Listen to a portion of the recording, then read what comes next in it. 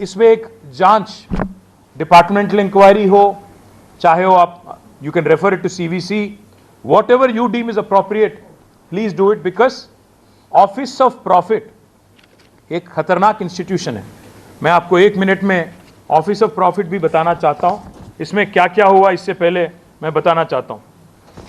This is also a violation of article 191 sub clause 1 of the Indian constitution, because office of profit में आपको याद होगा हेमंत सोरेन जी पे case हो गया ईडी का, आज केस चल रहा है।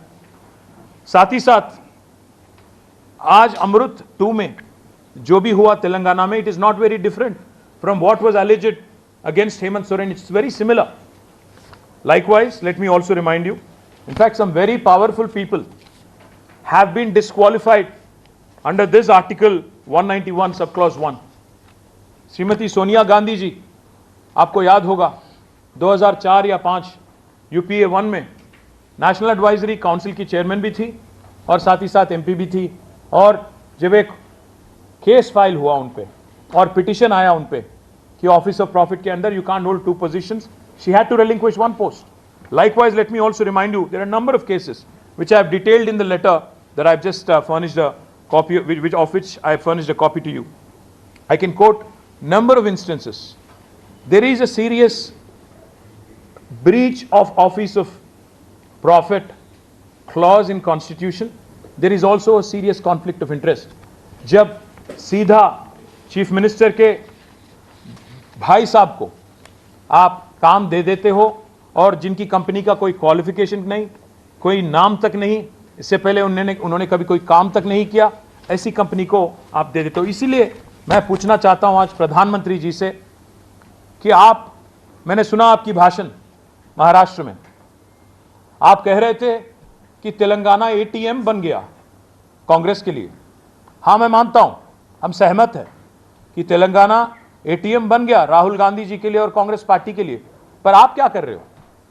हम जब यहां पे आपको आधार सहित आपको दे रहे हैं, फैक्ट्स के साथ, एविडेंस के साथ, आपके गवर्नमेंट को हम शिकायत करके बता रहे हैं कि गलती हो रही है और यह भी अमृत स्कीम है जो गवर्नमेंट ऑफ इंडिया का पैसा है, तो आपकी गवर्नमेंट क्या कर रही है? प्रधानमंत्री जी, आप कहते हो आरआर टैक्स वसूल होता है तेलंगाना में। आरआर टैक्स मतलब राहुल रेवंत टैक्स। ये मेरी बात नहीं है, मेरी नॉमेनक्लेचर नहीं है, मैं सिर्फ और सिर्फ प्रधानमंत्री को कोट कर रहा हूं। प्रधानमंत्री जी कह रहे थे पार्लियामेंट इलेक्शन के दौरान कि आरआर टैक्स वसूल होता है। मैं पूछना चाहता हूं प्रधानमंत्री जी से, जब आपको पता है कि ऐसी एक इलीगल टैक्स कांग्रेस पार्टी की एटीएम तेलंगाना से आज जोरों शोर से चल रहा है, ऐसे काम, गलत काम, तो आप क्यों नहीं, आपकी गवर्नमेंट एक्शन लेती है?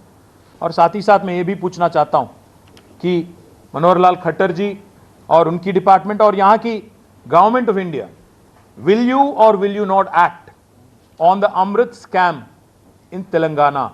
This will be a litmus test for BJP leadership in Delhi. आप जो भी कहते हो, इस बात में अगर आप विश्वास रखते हो कि कांग्रेस ने एटीएम बना लिया तेलंगाना को और बहुत ऐसे ही चीज, आरआर टैक्स, अगर इस बात में सच्चाई है कि आप मानते हो इसमें सच्चाई है, तो आप तहकीकात शुरू करो, जांच शुरू करो, कैंसिल करो, रद्द करो। जो अमृत में 8,888 करोड़ का वर्क बुलाया गया, जिसमें ब्रदर इन लॉ को तो 1,000 से ज्यादा करोड़ का वर्क दिया, बाकी लोगों को भी, उसमें तेलंगाना का एक मंत्री को भी काम दिया गया। तेलंगाना का रेवेन्यू मिनिस्टर है श्रीनिवास रेड्डी, उसके कंपनी को भी काम मिला इसमें अमृत में। तो मैं पूछना चाहता हूं, जो आदमी कैबिनेट में बैठता है, जो आदमी अल्टीमेटली टेंडर सैंक्शन करता है, जो इंस्टीट्यूशन टेंडर सैंक्शन करती है, अगर उनके घर वालों को आप काम देने लगते हो, ये कॉन्फ्लिक्ट ऑफ इंटरेस्ट नहीं है क्या? ये ब्रीच ऑफ आर्टिकल 191 नहीं है क्या?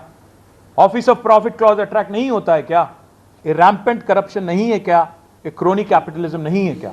अगर इस बात में सच्चाई नहीं है तो बीजेपी बता दे देश को कि इसमें कोई गलती हुआ ही नहीं और कांग्रेस ने सही किया जो किया। अगर इस बात में सच्चाई है तो जांच शुरू करो और जिन जिन पे एक्शन लेना है एक्शन लो और दुनिया को बता दो कि you mean business, whatever you से यू स्टैंड बाय इट।